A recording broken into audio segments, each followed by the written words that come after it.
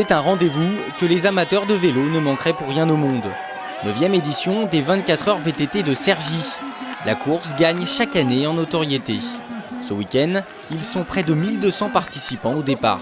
La première édition des 24 heures, il y avait 380 inscrits à la première édition. Et 9 ans après, on est à presque 1200. La course se déroule dans les bois de Cergy pendant 24 heures non-stop. Si certains roulent en solo, la plupart des VTTistes préfèrent être en équipe. Ils sont jusqu'à 6 maximum pour se relayer. Avantage de cette compétition, le parcours s'adresse à tous les niveaux. Au niveau technique, c'est pas très technique.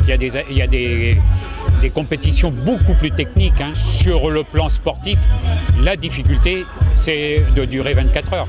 Parce que si on mettait trop de difficultés, les gens ne pourraient pas tenir 24 heures. C'est évident. Les 24 heures VTT, ça n'est pas qu'une course, c'est surtout une aventure humaine. Un moyen de partager un moment unique entre amis.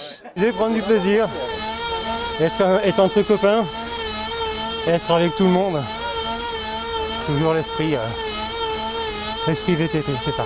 C'est convivial, la solidarité, le côté sportif aussi, qui est sympa. Et voilà, après, c'est un tout, c'est l'ambiance, la fête du sport surtout. Le bois de Cergy se transforme pour l'occasion en immense terrain de camping. Au menu, bonne ambiance et franche rigolade. Pendant la course, chacun ses manies pour évacuer la pression. Petite sieste, bricolage de dernière minute ou partie de cartes. Encore faut-il être prêt au bon moment et ne pas louper son relais.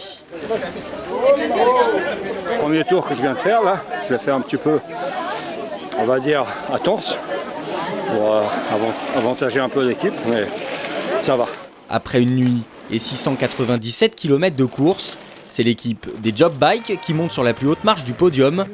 Les fous du VTT se retrouveront l'année prochaine pour une 10e édition.